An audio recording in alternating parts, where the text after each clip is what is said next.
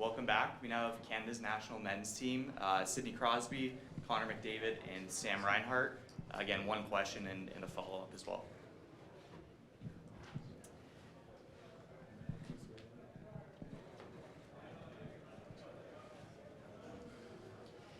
I'll go first. Kenzie Malone with TSN. Sid, I'll look over to you. This camp is very unique, the first of its kind to have para and women and men all together. For you personally, what are you hoping to take away from this experience? A lot of things. Obviously, get to know everyone. It's a big group and some familiar faces, but a lot of new ones from the last time I got together here in 2014. So, yeah, I think just getting to know everyone, getting as much preparation as far as knowing what to expect when we go there. But yeah, it's a lot of things crammed into 3 days here, but it's really important for us. And obviously, as Team Canada, you want to try to come together as best you can. And to follow up, what foundation do you want to lay over these next 3 or 4 days for your team in particular that'll help you in February?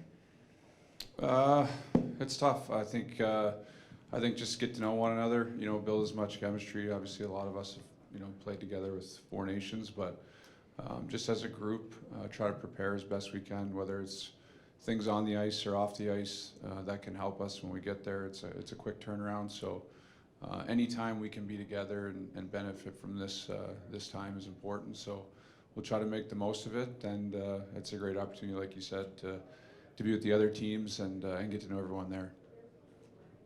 Connor, we'll talk lots of Olympics, but do want to get to the contract situation. Maybe just give us a sense of where things sit right now, how you feel, about what Stan has done, and if you're optimistic that a deal will get done before the season starts. Yeah, not even a softball Olympic question for me to start, huh? But that's okay. Right into it. Yeah, no. I said at the end of June, I had every intention just to take my time with it, and I still feel the same way. Take my time and go through everything, and I have every intention to win in Edmonton. That's my only focus. Maybe next to winning the gold medal with Canada, but. That is my intention to win there. But yeah, taking my time, going through it with obviously my family, my agent, everybody involved. So we're going through it slowly. Is it an option for you to go into the season without something done, or would it be your preference not to go into the year without something locked up? I would say all options are on the table, really. As I said, we're going through it. I don't have a preference either way. I want the group to be as focused and dialed in and ready to roll come day one as possible, and we don't need any distractions. So, yeah, as I said, taking my time with it, and that's it. Sid, is for you. What does this opportunity mean for you? 12 years after Sochi. 2 Olympics passed, you didn't get a chance, and now you're 38 years old and you're sitting here and you still got an Olympic opportunity in front of you. Just put into perspective what this whole thing means for you. It's hard. I think just grateful for the chance to still be competing and having the opportunity to do this. You never know. It's a tough sport, and it's competitive, so to be part of this, I think just grateful, but I also know how special the opportunity is and what it means. So I think in knowing that, it's motivating. It's a lot of fun to be a part of. You can feel the energy. I think coming off 4 nations, that was huge, and I think everyone got a taste of international hockey and obviously what the Olympics is going to look like. So yeah, I think a lot of different emotions, but just excited, motivated. And grateful for the opportunity to be at it again. Sid, it's obviously tough for anyone to make this team, but over the years, teenagers haven't made Team Canada too often. I'm just wondering what your impressions were of Macklin Celebrini at the Worlds and how you think that experience might help him put his best foot forward this year. Yeah, I think he's an incredible player. His all-around game at his age is pretty impressive. He's committed defensively, he competes hard. He's got a pretty mature game for his age, and I think having that experience at Worlds can only help. I'm sure he built confidence from that. I know being on the ice with him and then seeing him out there day to day and what he puts into it, I'm sure that's something that's made him a better player right away. So as the year went on last year, he got better and better, and that'll be a big building block. And he's earned the right to be in the conversation. Donna Spencer, Canadian Press. Connor and Sam, do you remember where you were and what you were doing when Sydney scored that overtime goal in 2010 and how that impacted you?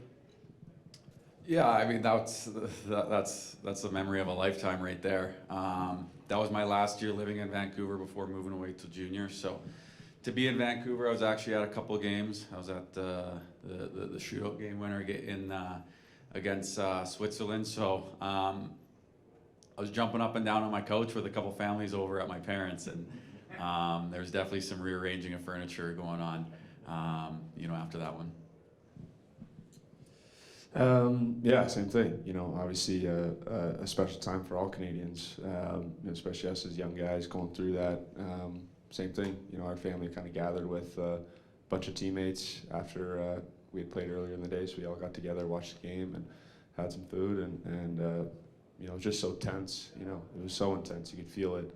The energy in the building, the nervous energy in the building. It was coming through the TV, and then obviously the elation when Sid scores and Canada wins gold on home ice. Doesn't get any better than that. Eric Francis with Sportsnet. Just wondering if you guys anticipate that the style of play will change, from the Four Nations to the Olympics because of, potentially the different rules and because you're under the Olympic auspices?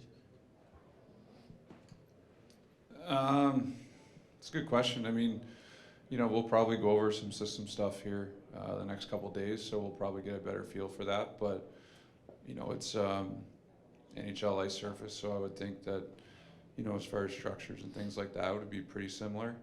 But obviously, you look at the skill level, the speed. It's a whole nother level. If it's anything like Four Nations, it's going to be fast. Hi, Derek Van East, NHL.com. Just both for Connor and Sam. Just you guys have been denied the opportunity for whatever circumstances to play in the Olympic Games. You've had a long time to think about it. What's it actually? How do you feel about getting a chance to represent your country at that level on that stage? And the things that come with it, just walking into the Olympic Stadium, being around other athletes, just there's things like that. Just maybe a thought on that from both of you.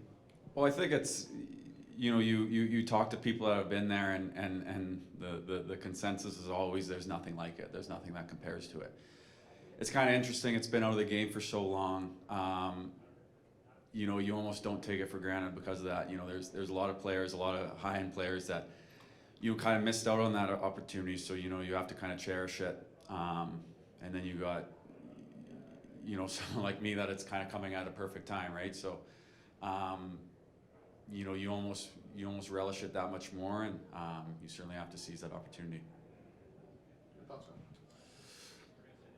Kind of forget the question. Can you just remind me what the question was? What's it gonna be like being around Olympic athletes and just taking the whole Olympic experience? Right. Well, I think even just this week, being here with the women's team, the para team, you just get the feeling of being part of something that's bigger than just your club team. Just being part of the Oilers or Pittsburgh or Florida. It's so much bigger than that. It unites the country. Obviously, we talk about Sid's goal, talk about the Four Nations and stuff like that. What that kind of feeling and playing hockey at the absolute highest level. I know for myself, the hockey at the Four Nations was the fastest, tightest checking, most difficult hockey I've ever played and ever been a part of. So I can only imagine, what it's going to be like at the Olympics and that next level. And that's what ultimately everybody wants is sport at the highest level, and that's what the Olympics is all about, and that's what we're looking forward to being a part of. Now, when you go into the regular season, what's the approach during the season before the tournament? You're obviously concentrating on your NHL team. That's for Connor. Just, do you still have that Olympic in the back of your mind as you're going through the season, knowing that you want to peak at that time, I guess? Yeah, that's the first thing that came to my mind is you want to peak a little bit earlier in the season. You talk about wanting, your game, your team's game, wanting to peak in the playoffs. Well, for us guys as individuals, you want to peak at that time and come together and, have your best foot forward for, you know, the Olympics and what we're ultimately after, and that's to win a gold medal. So yeah, it is interesting, you know, but I feel like it's a little bit similar to last year, what we kind of went through. I felt that same way. You know, some of the guys are going through the dog days of the season, getting ready for their vacations, and you know, I felt a great deal of, you know, wanting to get going and you know, play the right way, you know, play a detailed game, you know, a tight checking game, and making sure I'm ready to go to play at the highest level. So Sid, I just wondered, like in 22, when they announced, you know, that the NHL players weren't going to that one, was there any part of you back then that wondered, like, if your window to play in another Olympics was closing? Like, did you think, okay, am I gonna get an opportunity to play with Connor and Sam and like that generation of players? Is there any concern back then that something like this, you know, maybe time had run out for you just with where you were at then? I'd say no. I think that, you know, with the way things went and so many things that are controlled, you know, in the 2 prior times, you know, leading up to that, I think, you know, I try not to think too far ahead and just, you know, try to let it play out. And I was pretty confident that we'd find a way to get back, and I wanted to be a part of that, obviously. But I guess I kept the belief, you know, but I think it wasn't something that, you know, I gave a whole lot of thought as far as missing out on the opportunity. I just tried to be optimistic and positive about it.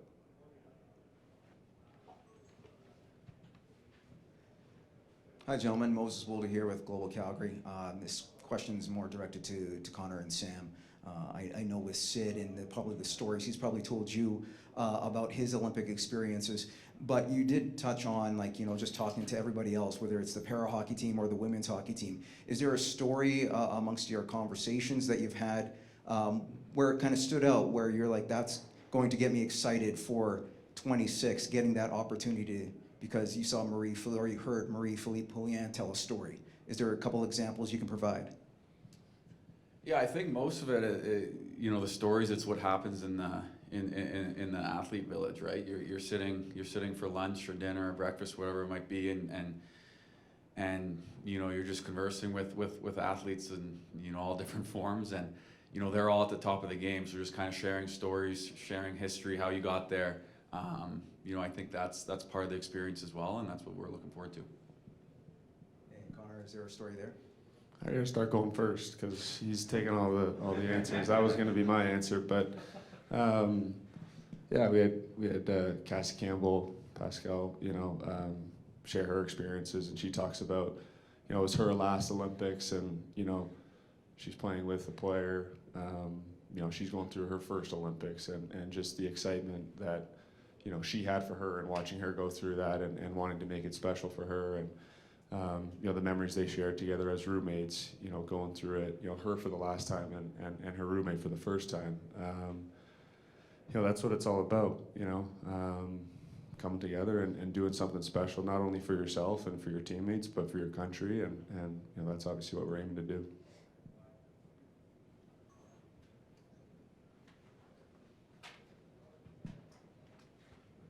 Guys, Connor first, and then Sam second. I asked Sid about, you know, putting into perspective what this means to him. I wonder for you guys, if you can put in perspective what it means to get a chance to play with him in the Olympics, provided, you know, all things go well, that he's still representing Canada at this level.